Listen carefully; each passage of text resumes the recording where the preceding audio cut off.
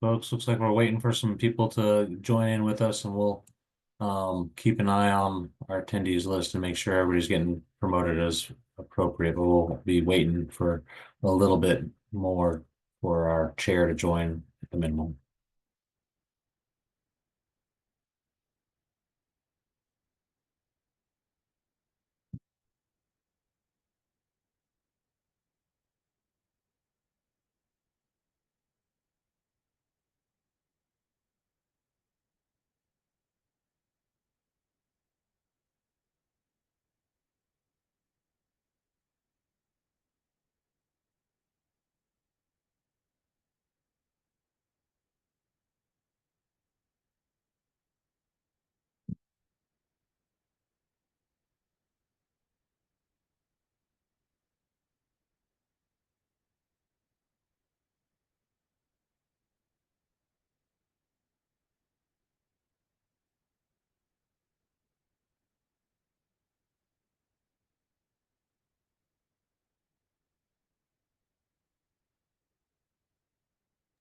Do we know if the chair is going to make it today?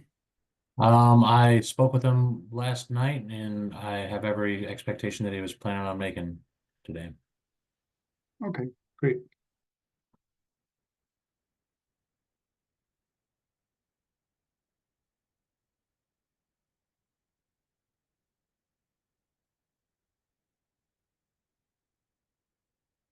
We do have a quorum present by the attendees list at this moment. Yeah, I was trying to remember who the vice chair is. Todd.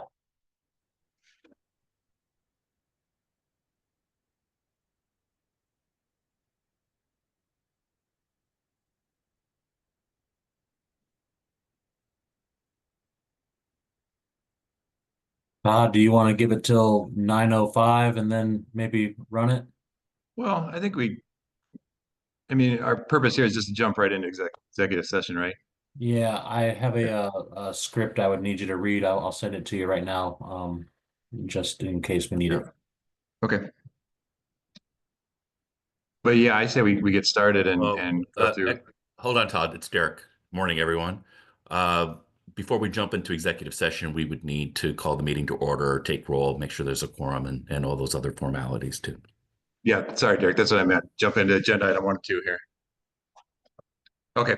So with that, let's begin the meeting and take roll call, please. All righty, on that one, Chair Damon Doyle. And I'm not seeing them in the room today.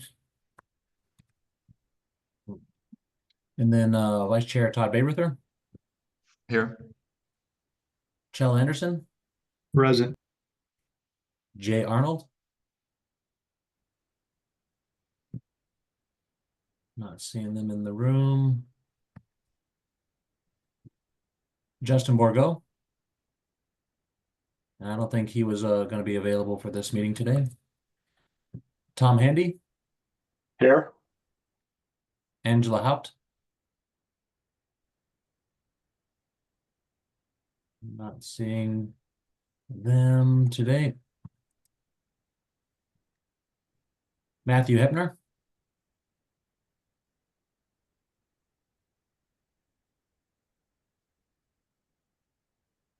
Not seeing them, and I skipped you, Roger Haringa.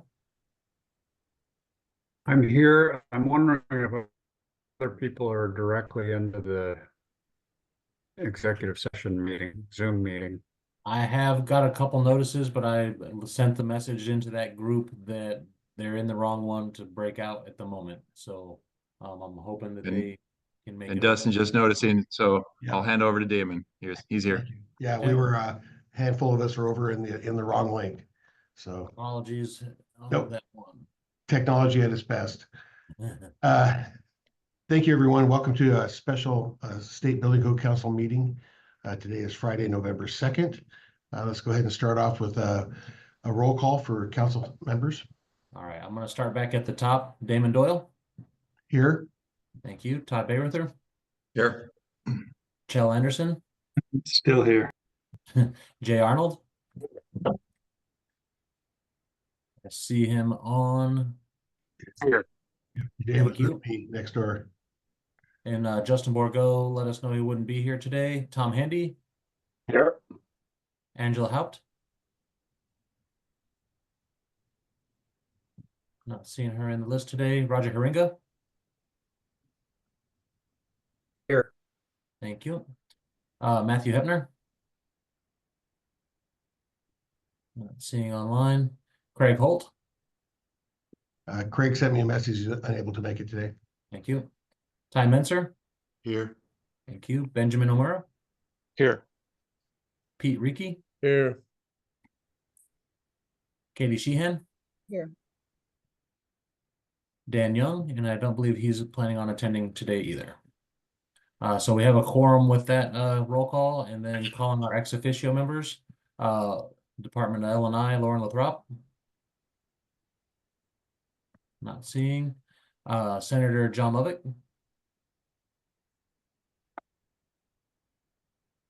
Not seeing in the room today.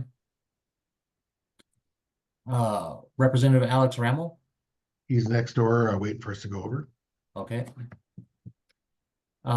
Representative Suzanne Schmidt. Also next door. Okay. Senator Linda Whistler. Well, I'm here, but you can't see me. My camera must be on the other meeting. I went to the original meeting first. Okay. And Attorney Derek Mirabal, I heard you earlier, so we'll count you as here, and that completes our roll call. Okay. Dustin, this is Jay Arnold. I'm here having technical difficulties. Gotcha. Okay, I see we have 20 attendees. Anyone want to introduce themselves?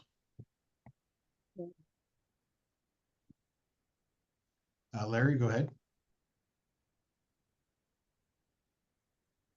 Larry, you should be able to unmute now. There you go. Yeah, there you go. Larry Andrews, Andrews Mechanical. Thank you. Welcome, From Larry. Spokane. Elizabeth, Elizabeth Torsky with Cascade Natural Gas. Thank you. thank you. Patrick, Yes, Patrick Hanks here with the Building Industry Association of Washington. Thank you. welcome. Anyone else? Okay, with that, here I was all set up and had to shuffle things around. So the council will now meet in executive sessions to discuss with legal counsel representing the agency any litigation to which the agency is or may be a party when public knowledge regarding the discussion is likely to result in an adverse legal or financial consequence to the agency as allowed by RCW 42.30.110(1)(I). Council will be in executive session for 1 hour, so that'll be until 10:10. The council is expected to reconvene back here and take further action following executive session. So with that, I call, go ahead. Point of order, should we review and approve the agenda real quick? Yes, we probably should do that. Can I get a motion to approve the agenda? So moved. Thank you. Second, Second. any discussion? Seeing none, all in favor? Aye.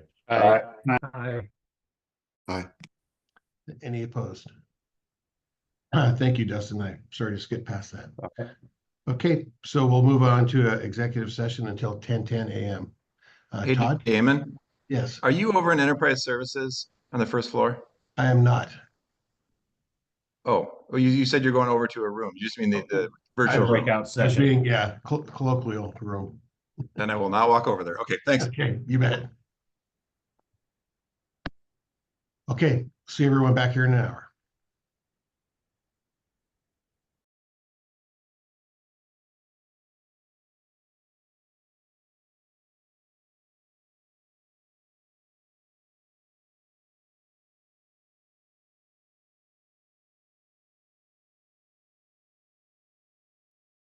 Damon, we can't hear you. You're muted.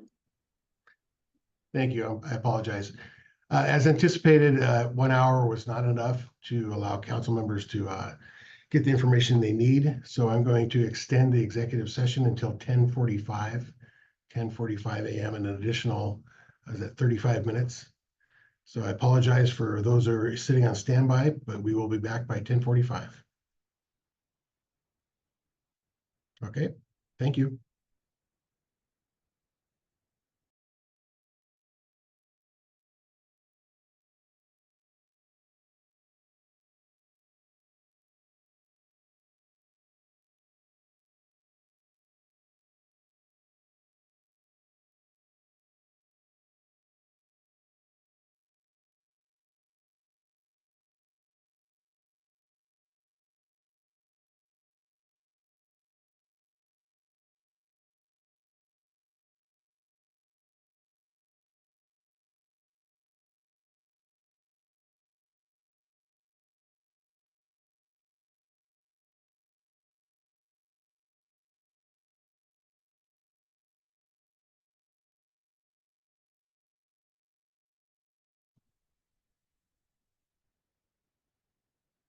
Okay, I see most of our council members rolling back in.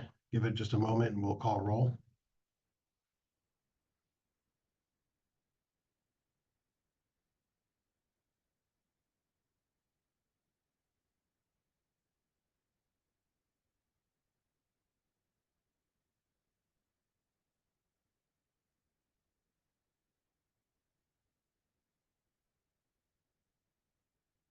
Okay, it appears we got all but a few.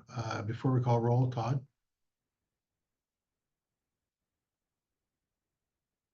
Nothing, okay. Looks like Roger is in the attendee side.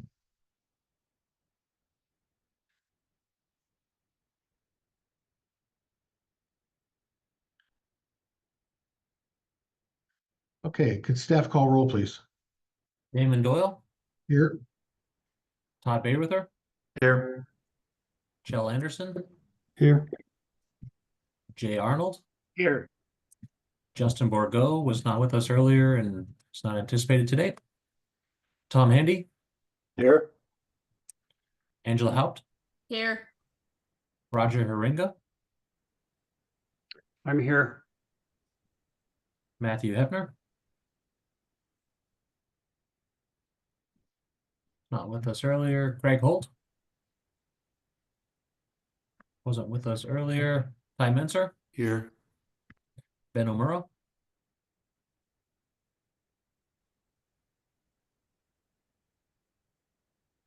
Ben was with us. Is he? Not seeing Ben in the attendees or panelists. He may jump on here in just a second. Pete Reiki. Here. Katie Sheehan. Here. Dan Young.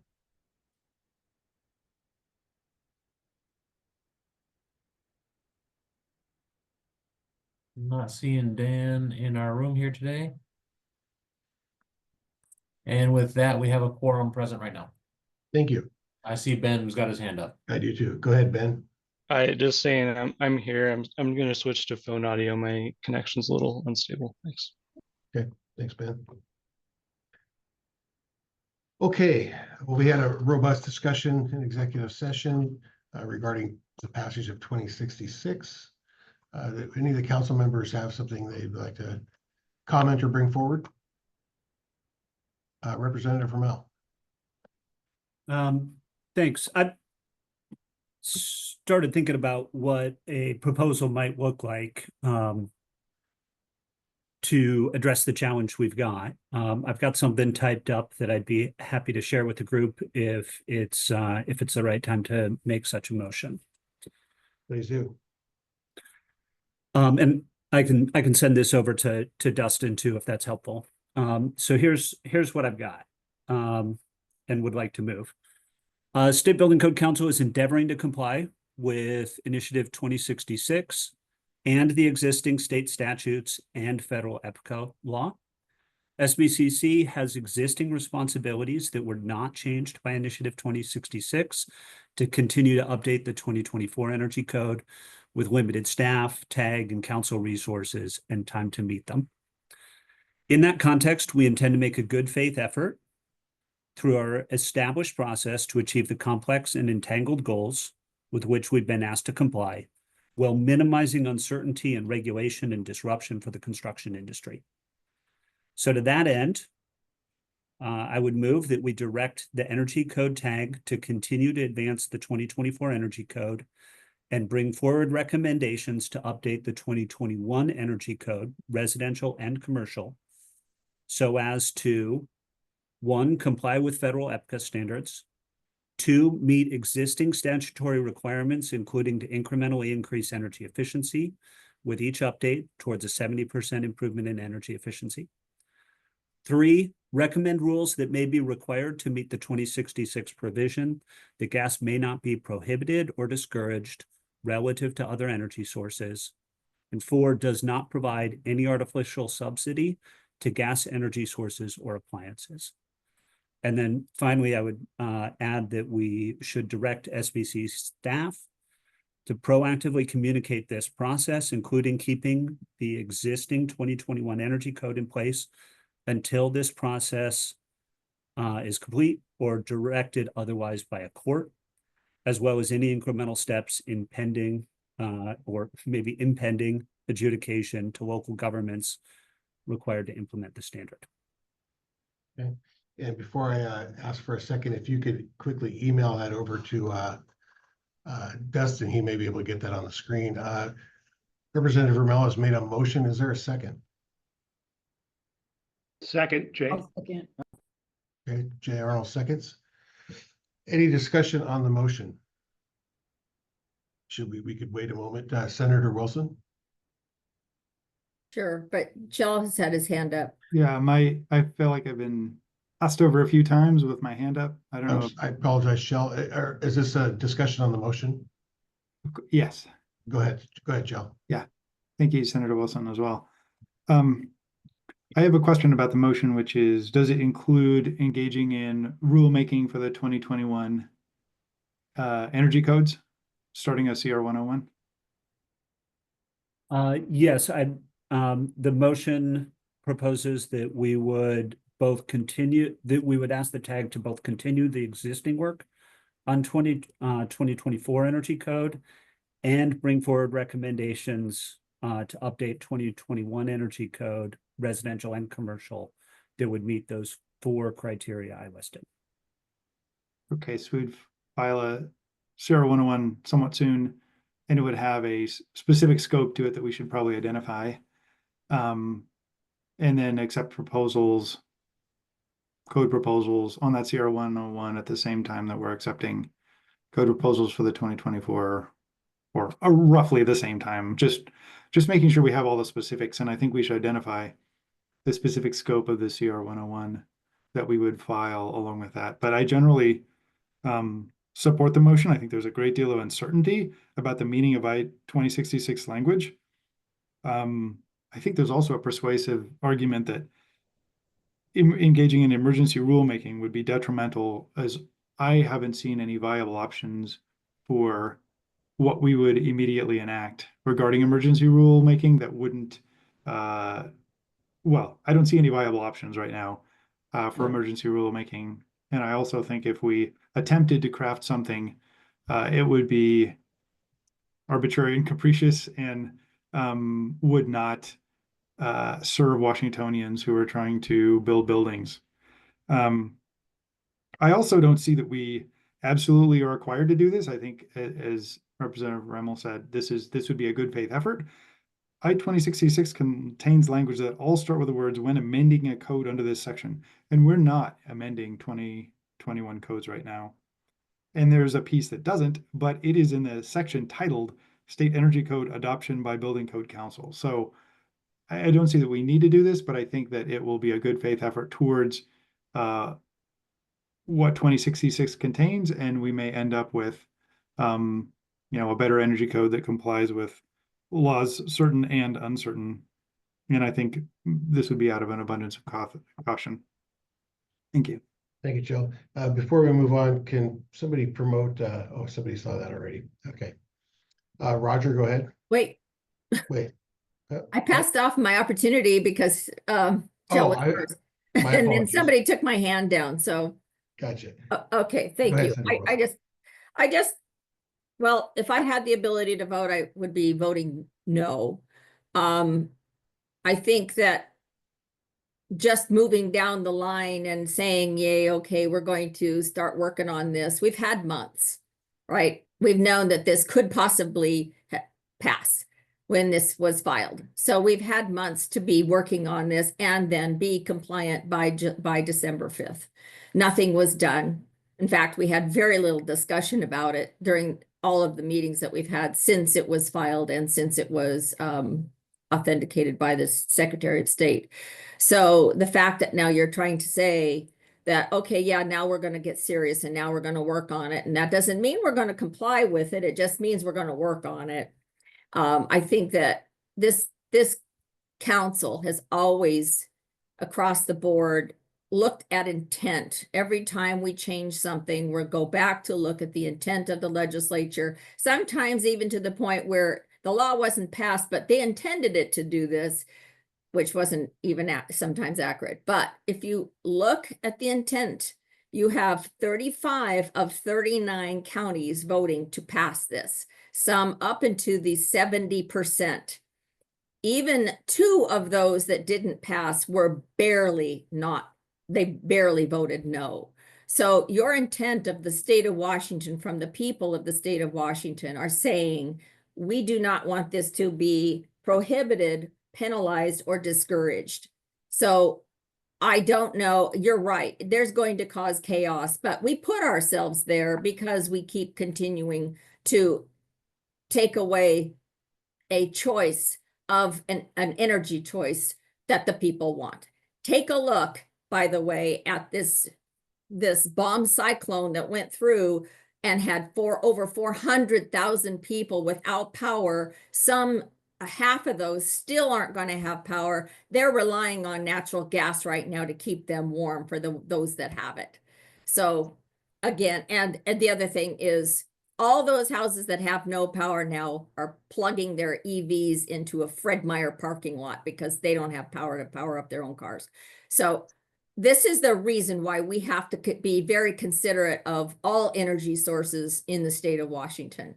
So if you're going to pass this, I would recommend adding a word here. So this is very small, but if I can try to read, it says in here about discouraging, prohibited or discouraging, you need to put in and penalized, because that is what was in the initiative. Thank you. Thank you, Senator. And Dustin, I don't know if it's possible to copy paste into a Word document so we could perhaps get it a little higher on the screen and be able to edit in the event that a motion is made to do so. While you're working on that, Roger, please go ahead. Yeah, I would respond to Senator Wilson. It's been mentioned that the State Building Code Council is made up of volunteers and have a limited staff. And I would suggest that the workload that would be required for us, if we considered every potential measure or lawsuit, would be immense. And we would not get the work done. In fact, our 3-year cycle is a challenge to get all of our work done as it is. I would request clarification, and I can't read it either, it is small on my screen, that both references to both the 2024 codes and the 2021 codes are plural. When Representative Ramel spoke it, I think he referred to code for 2024 and codes for 2021. And I think it's important that we talk about both residential and commercial for both the 2024 and 2021. And I would offer that as a friendly amendment if, and again, I'm just starting to be able to read it. So if the part that is highlighted right now could say 2024 energy codes and the 2021 energy codes, plural, and maybe add residential and commercial at the end. What he's saying is not keep it 2021 and 2024, but just make codes plural. Yes. In both places, codes need to be plural. And then I will just offer my opinion. I will be in support of this. I am aware of the chaos of switching back and forth between codes and code language. I think that we need to let the public know that we are doing everything we can in order to try to incorporate 2066 into the current energy codes. And it is not straightforward. There are many challenges. And so I just, in order to avoid chaos, and I just suggest that we go ahead and pass the motion as shown on the screen, and recommend that everybody just continue to enforce and use the existing code, 2021 energy codes, until we are able to get through this process. Okay, thank you, Roger. On the third bullet point, second second line. Do we want, no, do we want to add the word penalize? Was that your intent, Senator Wilson? Yes, I didn't say friendly amendment, but friendly amendment, thank you. So right before the word prohibited. Penalize, prohibited, or discouraged. I take both of those friendly amendments, the addition of the codes being plural and the correction to the ballot language. Thank you, Representative. Katie, go ahead. Yeah, thank you for proposing this, Senator or Representative Rommel. I wanted to ask two questions. First, is this emergency rulemaking, or would we be going into regular rulemaking on 2021 code? My intent was regular rulemaking. Yeah, that would be my preference as well. And I don't know if that needs to be kind of specific or if it is in here. And then this would be off-cycle rulemaking, correct? Off-cycle. In regards to the 21. Yeah. So that would be guys, I'm in the middle of cataract surgery recovery, and so I can barely read. So wherever that fits, I might propose something like that.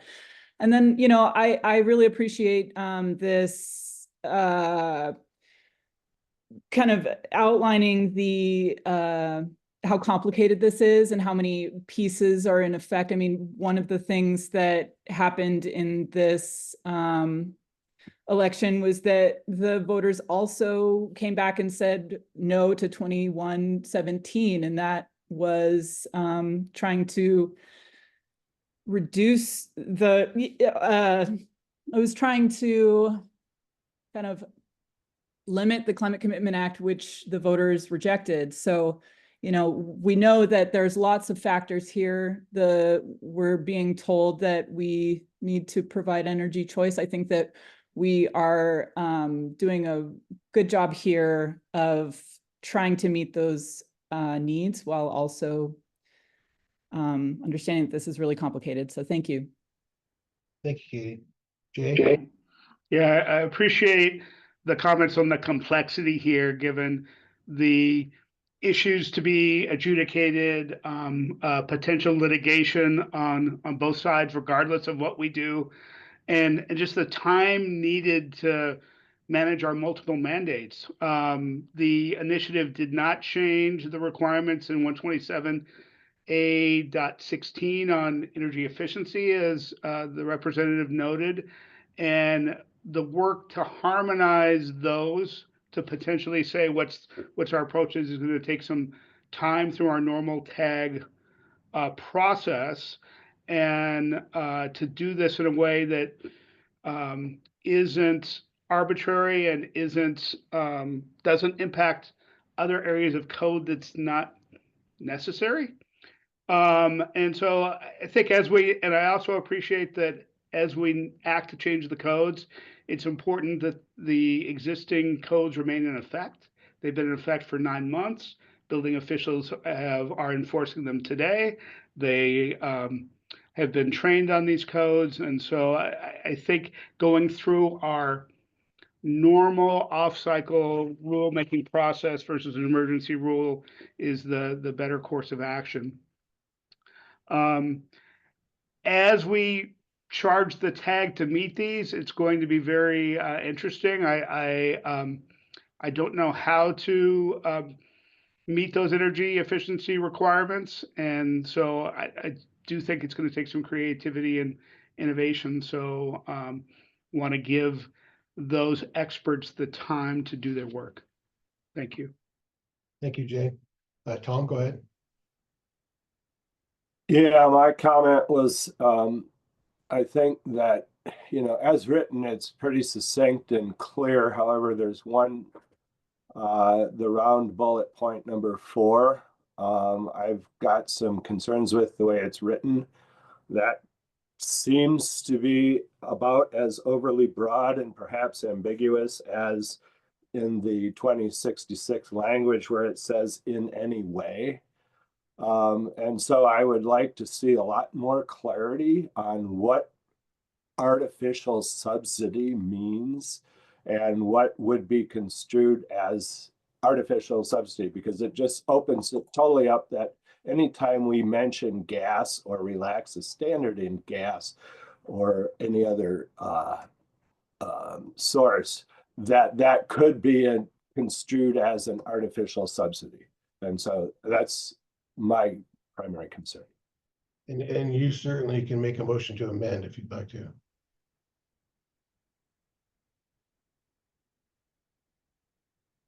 There we go. Then I would make a motion to strike that bullet point. Okay, there's a motion to strike bullet point 4. Is there a second? You know, I too find that ambiguous. I'm not exactly sure what that means, but I'll second it. thank you, Senator Wilson. Okay, so now our discussion turns toward the striking of the 4th bullet point. I'm watching the hands go up in order. Patrick, you've had yours up for some time. Do you want to care to speak to the amendment? Yes, can you hear me? Yes, go ahead. All right, thank you. Well, I appreciate the council taking the opportunity to meet today before December 5th, before 2066 goes into effect. And it's encouraging to hear the discussion and mindset change from believing that the 2021 code is in perfect compliance to now recognizing that something needs to be done. While that being said, I've heard discussion from council members that they believe it's important that their current code is enforced. And I think that's part of the issue here. And there's a misunderstanding from some council members. When 2066 goes into effect, the changes it makes will apply to the current code and will apply to all code enforcement from December 5th onwards. That's part of the issue here. BIW has estimated that the cheapest cost or path for compliance, the cost of construction for using natural gas costs about $30,000 for the energy credit options in the 2021 Energy Code. Whereas when you're not using natural gas, it costs about $13,000. This is a negative impact. It's a discouragement. It's a penalty that builders and their clients face every single time they're building. And they're gonna continue to face that if no changes are made to the code. That's why, in our view, the code it's gonna have provisions that shouldn't be enforced. And code officials typically don't look at state RCWs when they're approving building plans. They look at the code. And if the State Building Code Council doesn't give code officials a code that is legal, that's gonna create legal risk for them as well as the State Building Code Council. We think that emergency rules are necessary to bring the codes quickly into compliance with 2066. This was made very clear in the measure on the explanatory statement. We believe this is what voters have voted for, and this is what they expect. It's what builders expect. It's what their clients expect. They want to be able to use natural gas without any penalty or prohibition or discouragement, which the current code does not allow for. And then council members have said that there's no viable emergency rulemaking. We presented 2 options. Now, there was a lot of discussion around rolling back to 2015, which I think a lot of the consensus during the election of stakeholders, whether opposed or in favor of the codes, was recognizing that it would likely require some sort of rollback. We also presented another option that would allow the council to quickly adopt the 2024 Model Energy Conservation Code. We believe that this code was drafted to comply with both EPCA and also not prohibit, penalize, or discourage natural gas. And so it would comply with 2066, and it could also be adopted with very minimal changes or not adopting any appendices, very minimal amendments. And because it's already been vetted at the national level, and there's a lot of states that just adopt the model codes anyways without any changes, that this is a viable option for emergency adoption. Going through the regular tag process, the tag is already behind in the regular code cycle. If you add more onto their workload, it's going to create extra burden for them and staff, and it's possibly going to cause delays in the 2024 cycle. Whereas if we go through emergency adoption, it'll create a little extra workload on staff in the next month or so. But once that's adopted, the tag can focus on the 2024 code, and we can just move forward with that. I believe that it will be better to keep the 2024 cycle in process. It'll help comply with 2066. It'll give code enforcement a code that is legal and complies with 2066, and it will help builders and clients be able to use natural gas affordably in the cost of construction, and it's an affordable energy source. And you know, with the recent storms, a lot of people like it for that as well.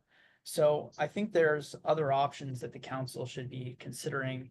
And I do agree with this amendment that, you know, that it doesn't, subsidies and incentives, there's nothing in the code that offers incentives or subsidies. That's not how the code works. So I don't know why you need a provision saying that it shouldn't provide artificial subsidies to gas energy, because the code doesn't provide subsidies. It's, you know, it's mandatory. It doesn't provide cash incentives or anything. It doesn't provide those types of things. So I believe striking that bullet point is important, but overall this motion is not enough to comply with 2066 by the time it goes into effect. Thank you. Thank you, Patrick. And I thank you for swinging it back around to the motion on the table, which is the amendment. So if we could focus on the amendment and then get back to the main motion. And I'll remind our attendees that this public comment is welcome. So with that, Angela. I want to make I was in line to make a comment on the whole motion, so I can wait if somebody is going to make a discussion on the actual amendment. Thank you, Angela. Let me ask that question. Does somebody have discussion on the amendment alone? Katie, you just put your hand up. I do. Okay, Todd, go ahead. So it's more of a question. I'd like to better remember where our requirement for cost benefit is also in the consideration, and that could be related to the bullet point that's being proposed to be struck here. Can anyone offer that and help me if that's in the WAC and the consideration of amendments to the code? Yeah, I can. I don't believe it's in RCW. I can jump in if you don't mind. Is that okay, Damon? Yes, please. Yeah, so if you were to initiate regular rulemaking, whether it's off-cycle or on-cycle rulemaking, you would be subject to the ordinary rules that govern SBCC's rulemaking. SBCC is subject to the requirements in the APA with regard to significant legislative rulemaking, which in turn means that a preliminary cost-benefit analysis would need to be prepared. And there needs to be determinations with regard to the costs and benefits by the council. That's a familiar process for the council. In addition, although this is a little off point, a small business economic impact statement would need to be prepared for off-cycle rulemaking or rulemaking that's on cycle too. So essentially what I'm hearing you say, Derek, is that what is contained in bullet point 4 is already typically handled in the small business impact statement and the cost benefit analysis. Don't know if I'd agree with that, Damon. I was just speaking to process. I think if you wanted that to be included as part of the cost benefit analysis, as part of the rulemaking, it could be directed to be considered as part of that. Maybe better to do that in a motion than to expect that to happen kind of organically, though, as part of the process. Chair, may I follow up? Yes, please. So my point there is that I think it gets skewed, frankly, quite a bit here, that when we're looking at the different fuel sources, energy sources, so forth, is that in the code, currently as it says, you know, Patrick offered first cost comparisons. That's not how we evaluate it. We evaluate it on cost benefit analysis. And that includes more than just first cost. And in that, we need to look at when you disadvantage, whether it's at the appliance level, the whole building level, which is mainly how the codes are built. That's to me what it means by artificial subsidy. That's one example of that. We don't establish our baselines, whether it's performance code or the prescriptive bundles, just based off any given consideration of fuel source, appliance, so forth. We do a cost benefit analysis of, in addition to the energy efficiency, the performance of the whole building system. So I just want to make that point here, why I think this is appropriate. Maybe it can be worded differently, but I think that's the intent, but I would open it to others' interpretations. Okay. So in my order here, I've got Chell, Representative Ramel, Katie, and actually I'm going to move Angela back up to the front because she's stepped out of line. If anybody got comments to the amendment motion. Go ahead. Yeah, thanks. Thanks, Mr. Chair. Speaking against the amendment, I do think it's important that we provide some direction to the Technical Advisory Committee as to this body's sort of intent for how to interpret some of the apparent discrepancies between existing law and what's written in 2066. And we've heard several times proposals that that would be, I would interpret as providing an artificial subsidy to gas appliances or gas energy sources by allowing them to meet a lower energy efficiency standard than buildings using other energy sources. So I guess I would consider it a friendly amendment if there was a clarification to, instead of say artificial subsidy, to provide any artificial advantage. If folks thought that was a more clear way of stating that, I'd entertain other friendly amendments, but I do think we need to have some language in there providing direction to the TAG about how the council wants to try to thread this needle. Okay. Any other comments to the amendment? Katie? Yeah, I was gonna, I don't know if this, I also oppose the amendment. I think that, as Representative Vermel said, providing some guidance is appropriate here. Perhaps we could use some of the language from the initiative itself. So any artificial preference to gas, because, and perhaps also moving it under the first circle so that it was kind of, it is, if we're trying to comply with EPCA standards, that is, I think some, our avenue, one of the avenues is to stay in compliance with that by not preferentially treating any energy sources or appliances. So that would be my suggestion. I don't know if that's appropriate. Okay, thank you, Katie. Senator Wilson, I saw your hand up. Is this to the amendment? Yes, yes.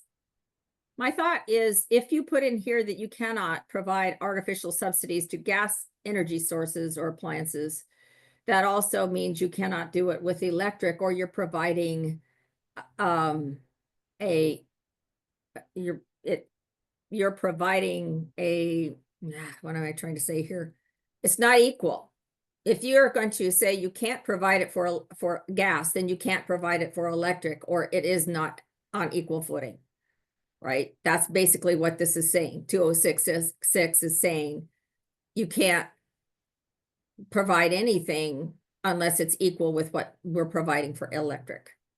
So that isn't just that statement. It is also or electric either. What you're not reading. Gotcha. I will note that oh, I can't remember the name of the document, but it's the intent document for the 2024 and 2027 IECC says something to the effect of, this code shall not promote or discourage any fuel source or appliance. So it's pretty straightforward. So maybe that's the direction you were headed, Senator. Okay. I'm assuming Angela and Chell are holding for full motion, or other, Tom, a discussion on the amendment.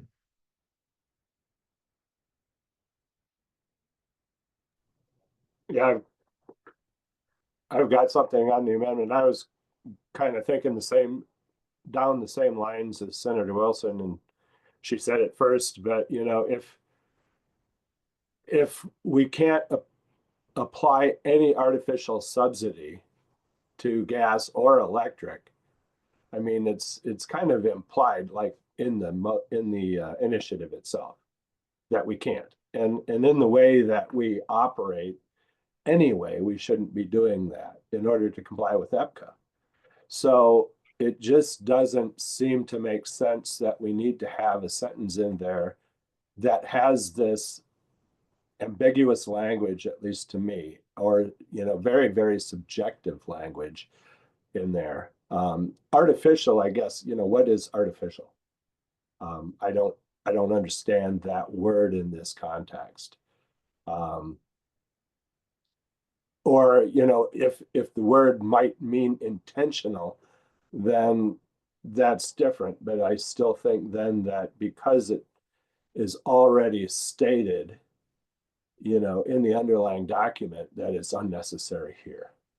And just to leave it out so that people don't misinterpret what it might mean here. Okay, thank you, Tom.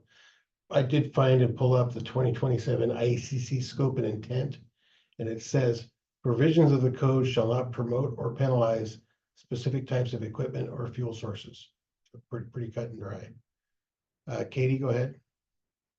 Yeah, I appreciate what both Tom and Senator Wilson are saying, but 2066 specifically calls out gas. And so I do think that it's appropriate to say that, you know, that's what we're talking about here. So that would be my point.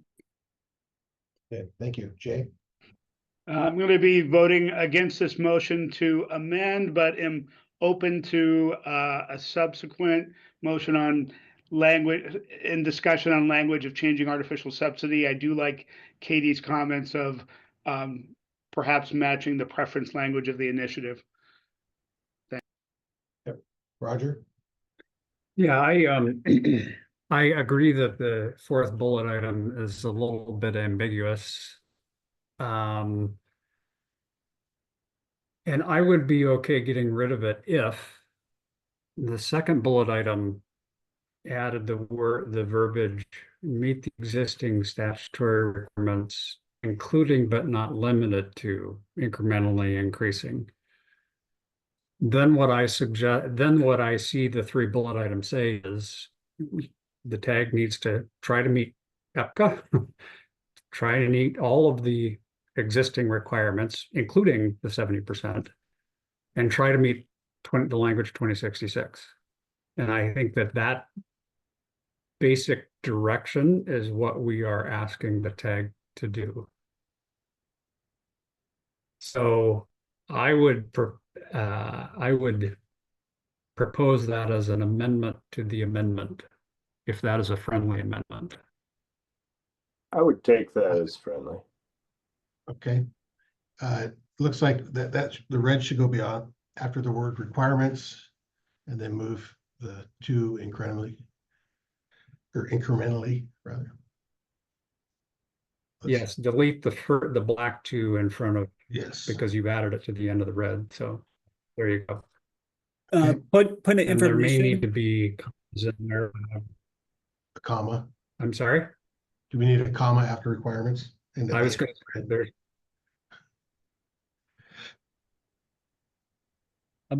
point of information, Roger, does your friendly amendment to Tom's amendment still include striking the fourth bullet point? Or are you just replacing the strike? It does. Okay. No, it does. And I think that the bullet point is ambiguous. We certainly can make some arguments about both artificial and subsidy, the words. And I think my goal is we want the tag to study the 2021 energy codes and try to comply with EPCA, all existing laws in the RCW and 2066. And that encompasses what we're asking them to do sufficiently, in my opinion. Okay. Roger, did you have a comment on the third bullet point as well? I thought I heard you say that. No. Okay. No, I think that as it's shown right now, that would be my friendly amendment to Tom's amendment. Okay, can we put a comment after the red two as well, please?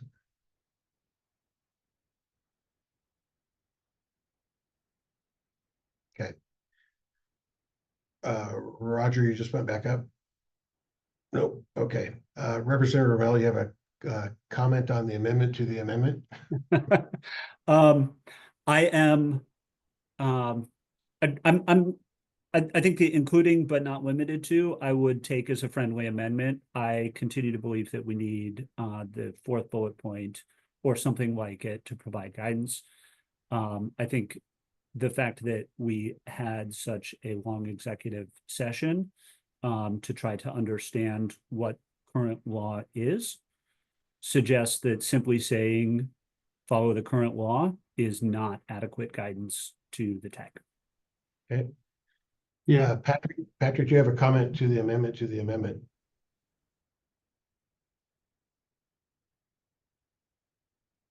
I have a comment on the bullet point. I think that is included. I don't know if it's the amendment or what level of amendment we're on here. But if the council member is still in favor of keeping the artificial subsidy bullet point in there, do they have an example of what in the code would subsidize gas energy? Because I'm not understanding how the code can subsidize something since it doesn't offer a tax incentive or a cash incentive for something. Thank you. Great.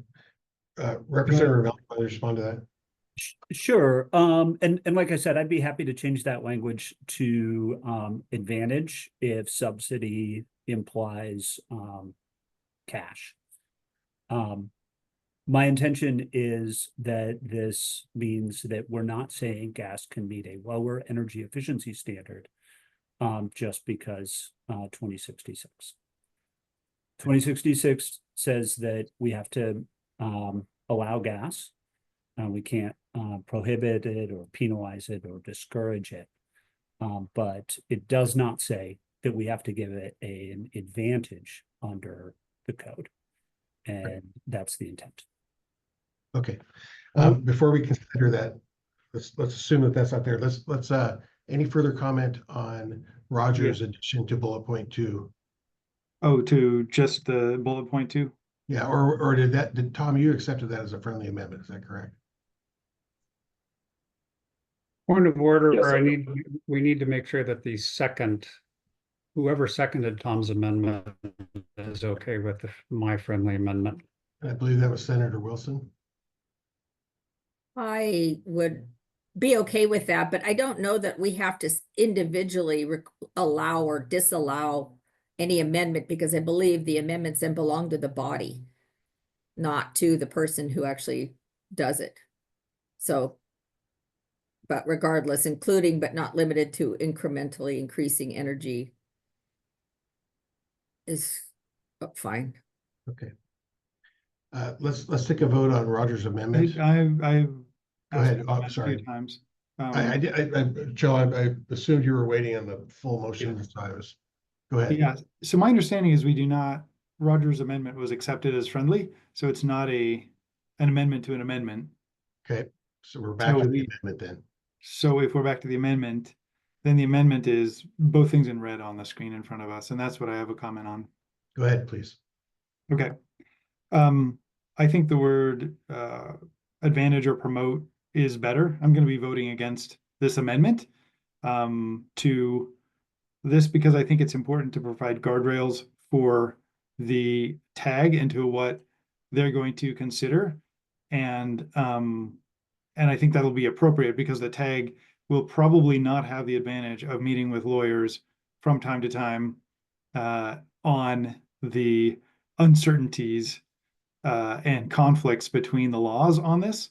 So I think the extent that we can provide input on the intent of the CR 101 rulemaking to the tag, it will go a long way towards addressing the confusion that the tag will have, because the tag members have not been meeting with lawyers for an hour and a half to discuss this, and will not have access time and time again to lawyers to the extent that we need. So I think we need this kind of guardrail, and whether it's the word advantage or promote or something, I think that's important. So I'm speaking against the current amendment.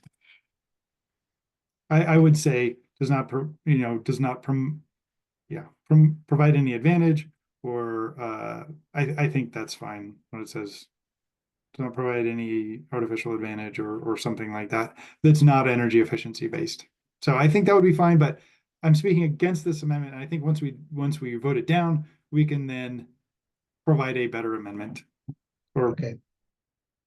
Okay, and before I call it Representative Ramel, so just to clarify, we are looking at the amended motion. We've included the language in bullet point 2.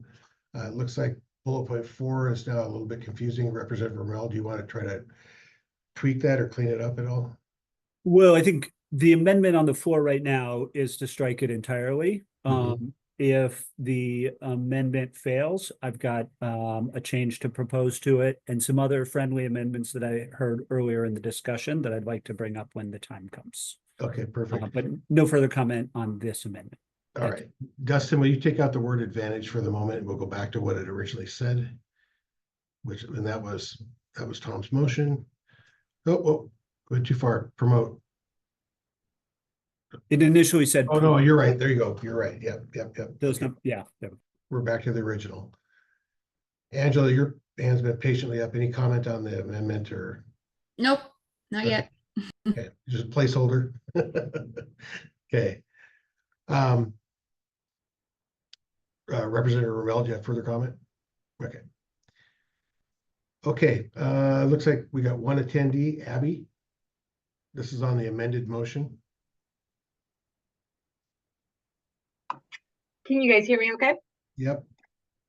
Yeah, so I think this has been brought up before, but when you're kind of defining the scope of, whether you're promoting a energy source or not, the scope of the basis of the C406 additional energy efficiency credits, I believe, is limited to site energy.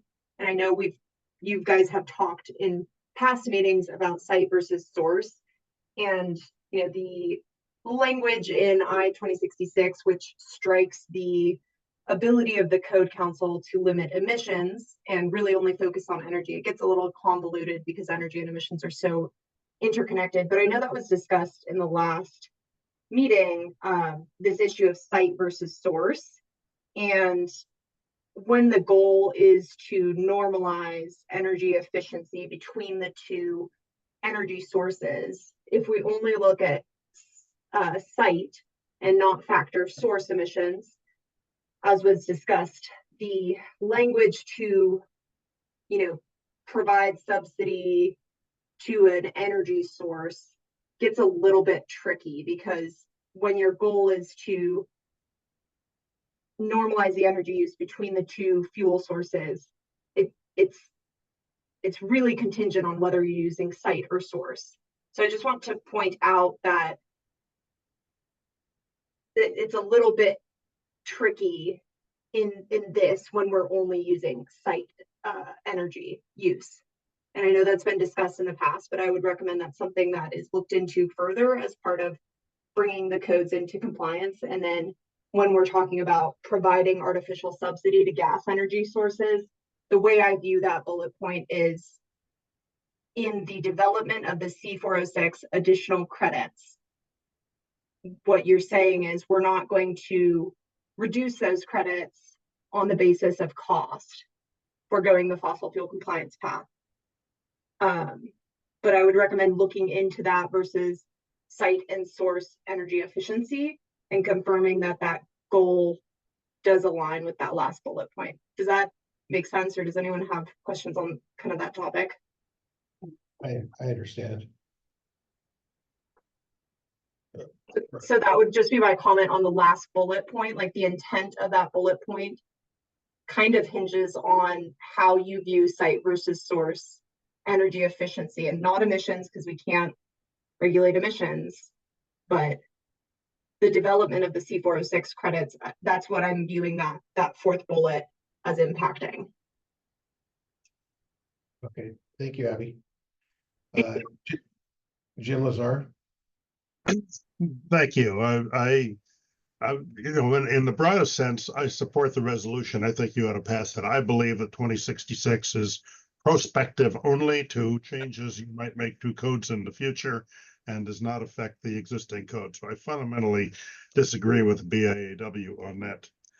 I did submit a written comment in advance of this meeting questioning the basis of the executive session.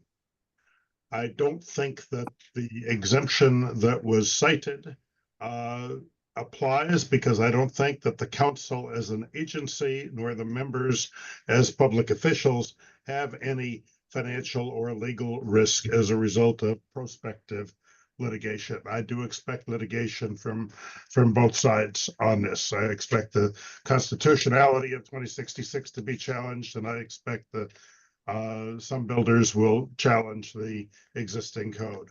But I don't think that the exemption exists. And most important, I think the public is entitled to know whether the Attorney General thinks that the initiative applies only prospectively or not. That is the advice that I assume you were given in executive session. In my city council, that kind of advice as to whether a piece of legislation that's before them is legal or not comes in open session as a general rule. The only time they have an executive session is if they're haggling over the amount of a settlement or something where the public, knowing the discussion, might affect the amount of cost to the public. Finally, I wanted to respond to something that Senator Wilson said that I thought was incorrect. My home has natural gas heat. In a power outage, my home does not stay heated. I have an EPCA compliant furnace. It's electronic ignition, it's fan driven, and in an electricity outage, it doesn't work. I once upon a time did have a gravity furnace that would work in an outage. It was terribly inefficient, but it would work on an outage. Those haven't been legal since the 1980s for new furnace installations. Finally, during a recent power outage, my EV was not plugged in at Walmart. My EV had 239 miles of range on it. It was sitting here in the garage. My inverter was connected to the 12-volt side of my EV. It supplied my fridge, my freezer, my lights, helped charge my cell phone, run my internet, run my computer.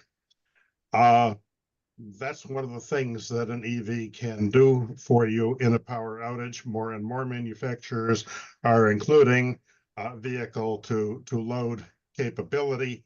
A few are providing vehicle to grid capability. EVs are part of the solution, not a part of the problem.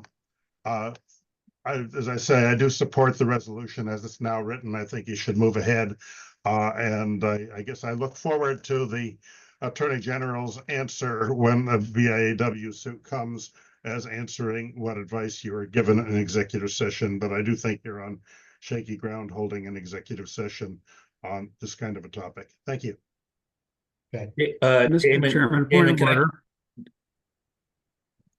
Dustin first, go ahead. Dustin? I didn't have any. Oh, I'm sorry. Anything. I think Dirk is looking to make a comment. I was. Go ahead. But I think I heard someone say point of orders. Did I miss that? I think that was John. Yes, that was me. Damon, I believe, and I'm not a Robert's Rules of Order expert, but I believe that I can call the vote on the amendment. You can certainly call for the question. It requires Call for the question. That is what I would like to do. Well, excuse me, respectfully, Roger, can you give me a minute to respond, or less to respond to Mr. Lazar's? Sure. Yes. So I want to be clear. Mr. Lazar would respectfully disagree with respect to RCW 4231.10.1I. In our view, the conversation that we had with council members met that requirement under the OPMA. The executive session was heard for the purposes of discussing current litigation and litigation we reasonably believe is coming down the pike. so that we could confidentially provide advice and that council members could confidentially ask their lawyers for advice with regard to these complex legal issues. And we've advised the council members of that, and relying on that advice, that's why we move forward with an executive session. Thank you, Derek. Okay, Roger has moved the previous question. That's a privileged motion. It's non-debatable, requires a 2/3 vote. So if we could do a roll call, please, by staff. One moment. Point of order, just so everybody knows, what we're voting on is whether we're going to vote immediately. Is that correct? He's called the question to limit this, to stop discussion on the amendment and immediately vote on the amendment. So we are now voting on the amendment with no further discussion. If we achieve a 2/3 vote. My understanding is calling the question means we have a vote on whether we will basically end discussion and immediately vote on the amendment in front of us. So this vote, a yay is to end discussion. That and is a correct. nay is to not end discussion. I just want that to be clear for everybody before we vote. Yes. Todd Bayrether, Yes, to end discussion. Chell Anderson, Yes. Jay Arnold, Yes. Justin Pergot, not here. Tom Handy, Yes. Angela Haupt, Yes. Roger Haringa, Did that go through? Yes. gotcha. Ty Menser, Yes. Ben Omura, Yes. Pete Reekey, Yay. Katie Sheehan, Yes. and we have a pass. Okay. So with that, the motion is to vote on the amended motion, or the motion as amended. No, point of order, that's not correct. Right now, what we would vote on is the amendment to the motion, but not the motion itself. Thank you. That was my intent. I spoke incorrectly. So we are voting on the amendments to the motion. Okay. And that's simply a majority vote. I'll just simply ask all those in favor. Aye. Aye. Aye. Aye. Opposed? Nay. Nay.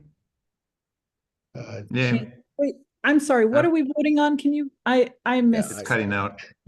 We are voting on the amendments as shown on the screen in red. Let's go ahead and do a roll call. Okay. Todd Bayrether, No. Chell Anderson, No. Jay Arnold, No. Tom Handy, Yes. Angela Haupt, No. Roger Haringa, Yes. Ty Menser, No. Ben Omura, No. Pete Reekey, No. Katie Sheehan. No. As a fail 2-8. Okay. So let's strike out the red language and go back to the original motion. I would say that Representative Ramel was friendly to the top one that's underlined on the second bullet point. Is that correct? Okay. So we're That keeping is, that is correct. I've heard a couple of things I'd would add as friendly amendments, but I'd also recognize that Angela's had her hand up for about 45 minutes. her arm's getting tired for sure. And Angela, are you speaking to the main motion? Yes. Okay. So, so I'm in favor of the main motion, and yeah, there could be some friendly amendments made that could make it better. But I respect BIAW's opinion, but they haven't given a viable path that meets not only I-2066, but other RCWs. The two opinions that, or the two options they provided provide a cheaper and easier way to build, but nothing else. Both opinions would put SBCC and jurisdictions in violation of other required energy efficiency RCWs, but that doesn't seem to be a concern. We stated the fact that we would be violating other RCWs previously in the last council meeting, And that's why I think this motion is appropriate. And I don't think the council is trying to skirt our responsibility to meet I-2066. I think instead we are being thoughtful in our decision making and not making any knee-jerk extreme changes in any direction. I think by passing this motion and entering into this process, I think we are able to evaluate the energy code as a whole, as all the RCWs apply to it, instead of just reacting in one direction due to 2066. So I'm in favor. Okay.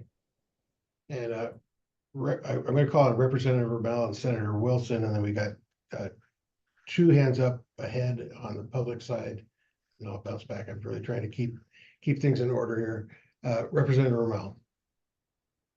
Thanks, Damon. I appreciate you doing all this work to keep the trains on time here. I have just a couple of things that I've heard along the way that I'd like to include as friendly amendments if there's no objection.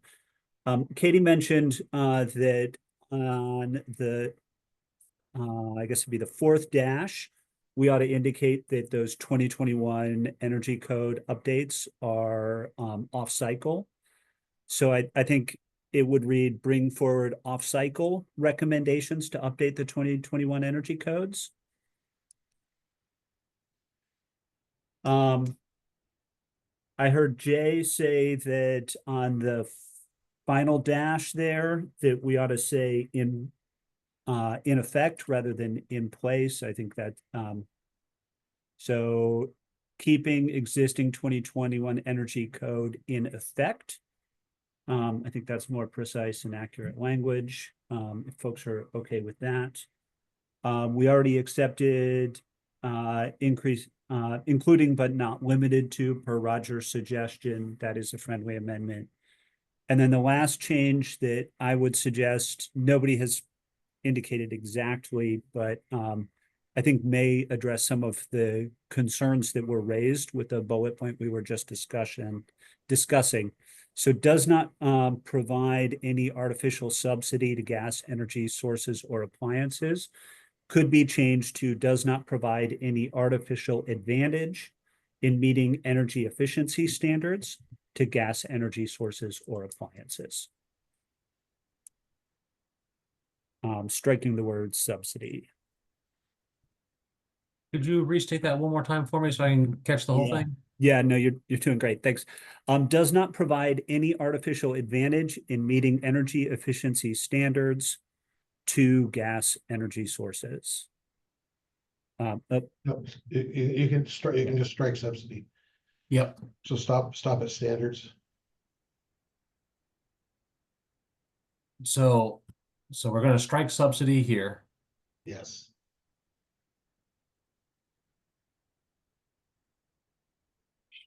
Strike, put red, and then does not Yeah. show advantage. Nope. So erase everything, erase to gas energy after the word standards. There you go. And the word sources there as well. It was just duplicated. Boom. Yep, that covers it. Okay. Thank you. And you were the main maker of the motion. I imagine if the second is in concurrence. Looks fine. Question on whether artificial is required.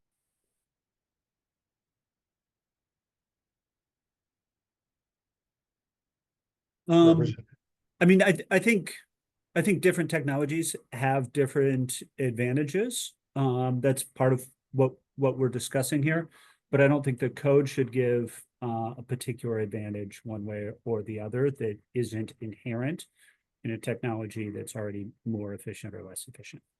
Thank you. That's what I meant by artificial. I entertain a different word there, but I think we do need some kind of qualifier. I understand the need of what you're getting at. Thank you. Senator Wilson. Yes, thank you. Okay, first I would like to make a point of order. We are this friendly amendment stuff does not have to go back to the original maker of the friendly amendment or nor the original maker of the amendment. It belongs to the body. So even if the friendly amendment is suggested and the original maker says, no, they don't agree with it, it still has to be voted on. You can't just say, no, I don't accept it, and then we move on. We have to vote on all of these amendments. I want to clarify that. So I don't know if Derek wants to weigh in on that, but that seems to be protocol for Robert's Rules of Order. Point of order, I think Senator Wilson is incorrect. That's why I would like Derek to weigh in. You guys are going to make me do some work here, aren't you? Yes, So- well, I actually Googled it to make sure that I was accurate here. It says, according to Robert's Rules of Order, the original maker of a motion does not have to agree with a friendly amendment. The entire body must still vote on the amendment, even if it is considered friendly, and it needs to be approved by a majority vote to be adopted. Even if one member objects, the amendment must go through the normal debate and voting process. What you said, even if one member, what if there's no objection? If even one member objects. Well, Okay. if there's no objection, that's fine. I'm just saying that What section of Robert's Rules are you referring to? that is not clear here. Okay, you're gonna have to give me, I mean, I can look this up. It's been customary for this council to allow for friendly amendments and to make Yes, it efficient. and I don't see there's anything wrong with that. I'm just saying, even if it goes back and the person says, no, I don't accept that amendment, you still have to vote on it. Oh, okay. Well, so do you disagree with that, Chell? If someone says I want a friendly amendment and then the movement says no, I don't think so, then they're asking for an amendment to yeah. So That's correct. If it's not considered friendly and agreed to by the maker of the motion in the second, then it is an unfriendly amendment, and then we need to vote on it. There would need to be a second and then a vote. Yep. In my experience, there's no such thing as a friendly amendment. That's There's right. an amendment or not. However, I think if there's a consensus and no disagreement, then we can include it. That doesn't actually exist in Right. Robert's Rules. Okay, thank you. My other question though would be, I was going to recommend or make an amendment to the fourth bullet point. Can we possibly add in accordance with federal efficiency standards? I think that would. Does anybody object to that? I'd like to hear how that changes it. I don't object. I don't know if I understand it though. Well, I suppose if then your intention is to stay within federal efficiency standards, right? If this is here, then there's no question mark about whether or not you're as for in EPCA. Yeah, EPCA is mentioned in That's bullet compliance one. with EPCA. I think that's covered under the first bullet point, though. EPCA standards, comply with federal EPCA standards. Okay. That will work. Yes, You want to withdraw that then? that's fine. Okay, I think that does say that. okay. Okay, thank you. Mike Kennedy, Larry Andrews, then Ty. Yeah, I just wanted to, I guess, echo the comment that kind of about site energy versus source energy to both the third and the fourth points. I think the tag, and maybe this is clear, I may have missed something here, but I think there's a lot of question in my mind. I've heard one perspective where it should be overall system cost is, if the electric system is cheaper than the gas system. And that seems to blend both the fuel source and the equipment type, electric resistance heat versus heat pumps. But I think to the extent that the council can provide a little clearer direction about, is site BTU or site energy the metric that the tag should be using or not? Or is that a specific point that they want the tag to address? But since it's a legal question, it seems like it shouldn't be in the tag's purview. Point of order. Good point. Go ahead. There's a question here. Are we in a motion and discussing an amendment? And we're taking some very broad testimony right now. I think we're back to the main motion. So Okay. far, all edits to the main motion have been accepted by the body. Nobody's in objection. Okay. And my second question is, are we still scheduled till noon? And Yes. my third question is, can we take a break for the restroom at some point? Okay, so we're obviously going to need to extend. This is where we often get lost in the weeds with lots of wordsmithing and whatnot. It's 11:57 according to the clock on the computer. I would entertain a motion to extend the meeting, and I'll let the maker determine how much they think it needs to be. So moved. I'll make a motion to extend the meeting for, I guess, 30 minutes, 10 or 15 of which is a break.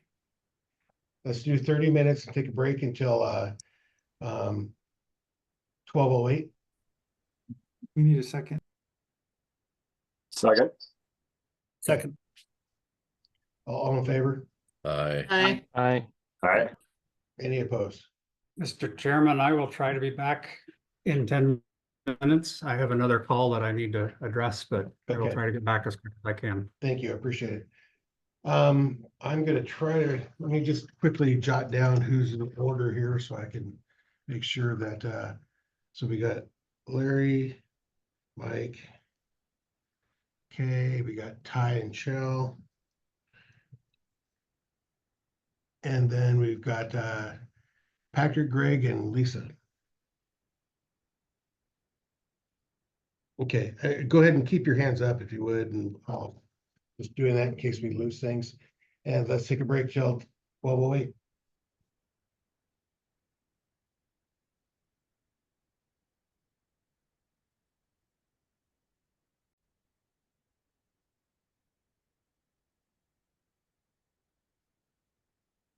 Okay, we're gonna call the meeting back to order. I think I counted 9 voting members. 4, 5, 6, 7, 8, 9, including myself, so it appears we still have a quorum. With 22 minutes left, I'm gonna go ahead and limit discussion. What we have before us is a directive to the tags in the council on how to react to 2066. I think it's pretty straightforward. I don't want to get into major wordsmithing. So before I call on our next person, I'm going to set my timer and try to limit discussion to 3 minutes. So with that, Larry, you're up.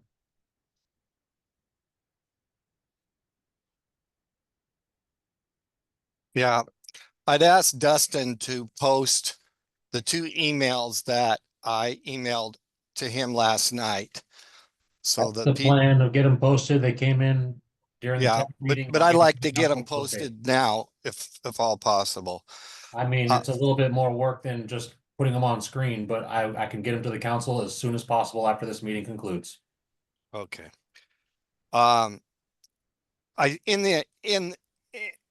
In the attachment, it shows up heater. And I want to talk a little bit about what's going on here. And number one, December 5th, we need to be making gas available for these people. Okay.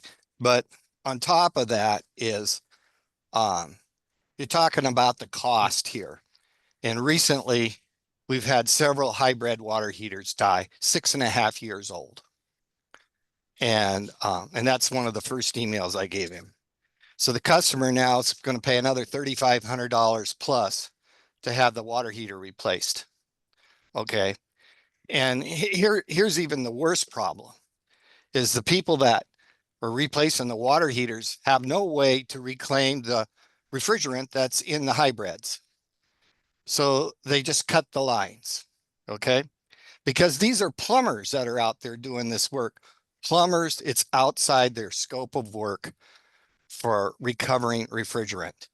And the refrigerant is a much higher rate of global warming than anything out there. And then the other thing I heard Linda Wilson talk about, if you had gas, you'd have power. And then I heard one person say, well, I have power, but gas, but I didn't have power. Many of us here in Eastern Washington have gas fireplaces and gas stoves for just this purpose. And now most of the people that I'm putting equipment in are getting gas generators. So a small generator that you could go down to Costco can keep your gas furnace running, a microwave, and a few other lights. And I'm tired of hearing this, that if you don't have electricity, you can't have heat. And that's just not the truth. So then I want to go back to the other email that I sent to Larry, Dustin. 30 seconds. I know, 30 seconds when I've had my hand up all day and I haven't been asked on. And I don't think that's right either. I apologize, Larry, and we're focusing on this document on the screen. So. Yeah, and the document on the screen has to do with 2066. And the state now is going into a $10 billion deficit, okay? And Boeing's laying off 2,000 people, and the ripple effect's going to just start happening. And we've been telling you about this. We need to get this switched, okay? And it's devastating to hear you arguing about something that's grossly, the people have decided to have gas, okay? And I'm to the point that this thing that Alex put up here, I mean, that's just a spinoff from where you came. You need Larry, to be. I don't want to cut you off, but you got to keep concise, please. I'm sorry. It's okay. All right. Thanks, Larry. Let's move on. Let's move on to Mike K. You had your hand up previously. Okay, I'm not seeing Mike back up. We'll move on to Ty. Thank you. I'll try to be brief. Angela pretty much summed up where I'm at, my comments, but this kind of goes back to before we got on the amendments. I just appreciate the language in this motion that recognizes the complicated context in which the Building Code Council sits right now. Depending on the interpretation of various pieces of 2066, we have potential conflicts with a number of laws, and we need to work through that diligently. It's not clear to me at this point how those conflicts will be resolved. And so based on that, I support this general approach. So I'm in support of the motion. Thank you. Thank you, Ty. Chell? I'm also in support of the motion. There are no emergency rule options in front of us that are legal, as I understand it. And anything we do today for emergency rules would add to the chaos that this vaguely worded and constitutionally challenging initiative would bring. We're going to get sued no matter what we do, and it's likely the initiative will also face legal challenges. So we need to move thoughtfully. So I think this is the right action for today. The 2024 IECC would be a rollback as well. The tag, just look at the codes, and the 2024 IECC against the 2021 Washington State Energy Code, and kept most of what was in the Washington State amendments, the 2021 code, because it is more stringent than the 2024 IECC. So that would be a rollback as well. Yeah, also I'm going to vote in favor of this. Thank you. Okay, thank you, Joe. Patrick, go ahead. I don't think that the motion addresses the tag's already gone through the commercial code, as Shell said, and they kept most of the existing code. And so I think if you're going this direction, you would need to include a direction to also review the commercial 2024 integrated draft and have the tag propose any necessary amendments to comply with 2066, and then possibly include a direction for them to, as part of the process of reviewing the residential side, of also having the tag propose amendments to comply with 2066. Thank you. Okay, thank you, Patrick. Lisa, go ahead. Hi, thank you. Lisa Rosno with Evergreen Technology Consulting. As a provider of energy code tech support, we appreciate the guidance that's being considered by the council today. It will be very helpful. when we are addressing questions that come our way with regards to the current and the future energy code. This is a small nuanced question. Perhaps it doesn't really fit in here, but it does fall under item number 4. But this could help or could have an impact on the direction of code change proposals. Does I-2066 apply to all general operating periods, or does it address only peak demand periods and like inclement weather events and equipment failure due to either equipment malfunction or electrical power failure? I've heard that mentioned a couple times today, and so it would be helpful to understand the interpretation of the council on this particular detail. Thank you. Thank you. The language in the initiative is pretty broad. It simply says, shall not penalize, prohibit, or discourage natural gas. So it doesn't address peak times versus off-peak times or whatnot. Todd? Thank you. I'm in agreement with the context of this. I do have some technical questions, some process questions here. If there aren't, I don't agree that the 2021 code is, again, null and void or whatever terminology we want to use. I do feel like we have to add different pathways, and I'd be curious if there might be other things under consideration that off-cycle rulemaking to open up the 2021 codes again. Again, we adopt, amend, and implement. If we're already in process on the 2024 codes, I'd like to hear at some point if there are pathways where we adopt those 2024 codes and then allow implementation, whether it's an option or so forth, of those codes rather than trying to amend the 2021 codes. Those are two different animals, in my opinion, to take on right now. And again, I don't feel we're at a point where the 2021 code is null and void. We're simply discussing the specifics of what I-2066 require, and it did not get rid of the other requirements in our energy efficiency regulation, our cost benefit analysis, and so on, as has been discussed here today. So I don't have the answer, but I'm opening that up as a question and making sure that the language in this doesn't prohibit us from those other pathways if they exist. Thanks. Representative Romello, you have comments to or reply to Todd, or? Yeah, just reply to Todd there. I'd be open to a small tweak. It's maybe implied, but if we wanted to make it explicit, that those off-cycle recommendations to update the 2021 energy codes are if needed.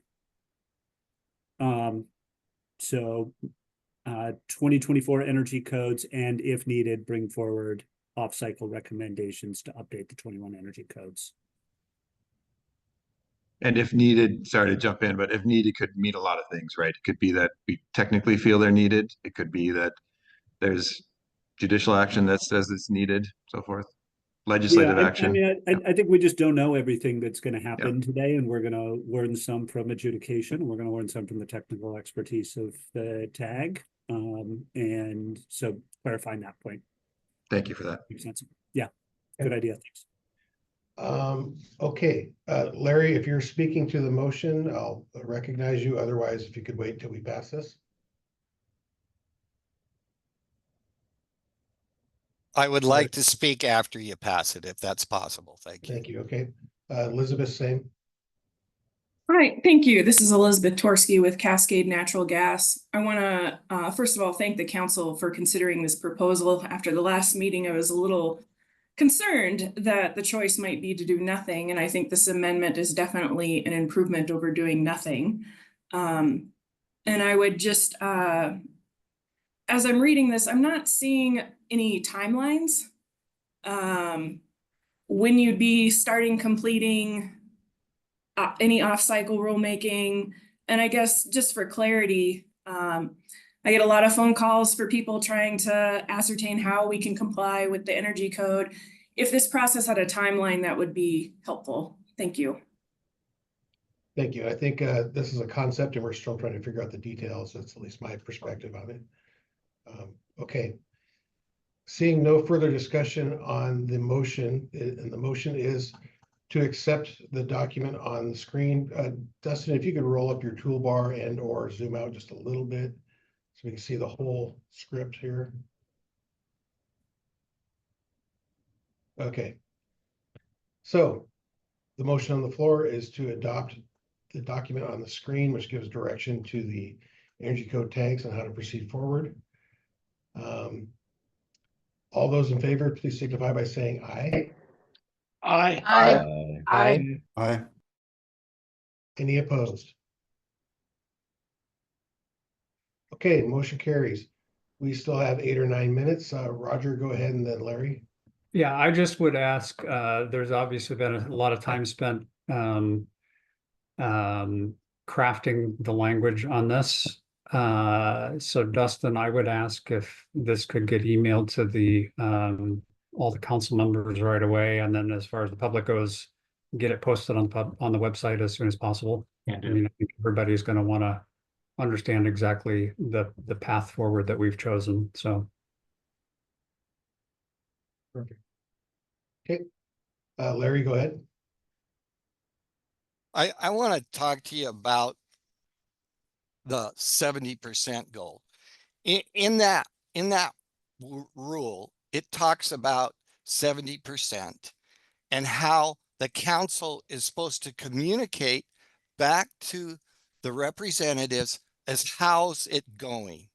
And to me, I've never heard anything about people saying that, hey, it is getting extremely expensive to meet this 70%, and maybe we need to have more time to get there. I haven't heard any of you communicate back to the Senate or the representatives about that. And to me, that's wrong, because we've been telling you for years that this is very cost prohibitive to get there.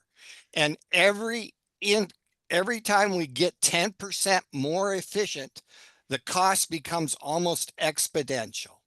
Okay. And that's the way insulation goes.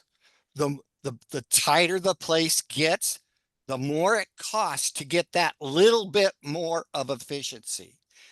And as a company that in 2008 built a house that's more efficient than any of you guys have already, I knew what those costs were and what it costs to get there. And I've never been pushed it, because I have patents on it too.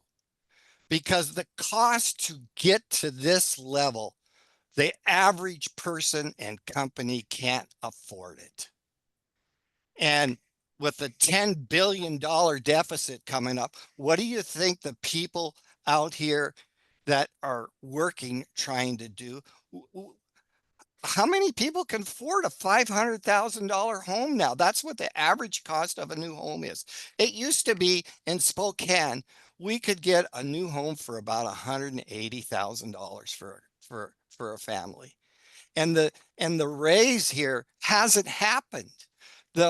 You can't raise somebody's wages up that much, but what you guys are implementing is costing that. And there's no way you're ever going to pay back with your heat pumps, because they keep breaking down and there's total cost all the time for these things. That's reality. Okay. The thing you need to be concentrating on is building the building with more insulation, better windows, because those things don't fail. And that's not the direction you've gone. And insulation doesn't die out like heat pumps do. I've been trying to tell you this for years. I don't sell insulation, but the insulation is where you guys need to be going. And it's cheap. Okay, you're at time's Thanks. up. Thank you. Representative Rommel. Thanks, Mr. Chair. Just wanted to make sure Larry knows that the state legislature, which is the body that actually oversees that 70%, does have public comment for all of our hearings that can be done remotely over Zoom. And I think would encourage him to check that out and make sure folks hear from him on that point. Good. Thank you. Shell? we hear about site versus source a lot, and I just wanted to, and I attempt to address that almost every time it's brought up. The main reasons are in Washington, most of our electricity comes from hydro, which is not the same site to source as in many other places in the country where they're burning stuff far away and transmitting over power lines and have like 30% efficient coal plants or gas plants far away. So the site versus source is a very different in Washington than it is in almost every other state. So someday maybe we'll have a 2-hour discussion on site versus source, and we'll probably have that in the tag. But I get concerned when people bring that up because we're not having a full debate on it. It's just brought up and then it goes away. But to the extent that the energy code has been relying on site energy for a long time. So if we're going to change let's have a big discussion on it and go somewhere. But it's just concerning whenever it just gets brought up here and there and never really resolved. Thanks, Joe. I have to resist swinging when you keep throwing softballs at me, but I'll just conduct the meeting instead. Patrick, please. Again, is it the council's intention to not have the energy code tag propose any necessary changes to the 2024 energy codes to comply with 2066 among other laws? Because I believe for the commercial side, the period for them for the tag to propose changes in their reports has already expired. So a direction to have them review that again might be necessary, and then a direction to have them explicitly consider that for the residential side. Thank you. Thank you. And I believe that as far as the energy code commercial, we've got our integrated document, but now it's open for public comment, so there's an opportunity there. And then the motion we just passed does address doing some off-cycle rulemaking to the 2021 codes as well. Abby, then Shell. Yeah, just to add to that. I called it Abby first. Oh, sorry. Oh, sorry. Thank you for allowing public comment. I think just in response to your comment, Cal, I am really interested in contributing to whatever, development that is coming out of this effort to make some very minor changes, I think, to the energy code that would address the comments of I-2066. So I think that, while I generally agree with your response that site versus source is headed in the right direction, I think it could be a weak spot with, people having that argument. So I think there's some ways we could bolster the code a little bit more and just doing a bit more research to the C406 credits, which are normalizing the energy use for a site. And again, the scope of the energy code, I'm not sure if there's any rules that do direct you to do site versus source, but I think there's just some minor improvements we could make to that don't change the goal of the code to increase energy efficiency, but just like bolster it against potential weak spots from parties who are interested in the source argument, I guess. Well, we got about 60 hours of energy code technical advisory work coming up early next year for the commercial code. So I'd love to be involved. Okay. And yeah, I think that's a big enough topic that could constitute having a meeting on that topic only. So we'll look at that in the coming year. With that, we are just a few seconds away from 12:30. Unless there's anything else pressing, I would entertain a motion to adjourn. So moved. Second. Okay. Any opposed? Okay. Thank you, everybody, for the time spent today. Much Thank you. appreciated. Thanks, everybody. Thank you.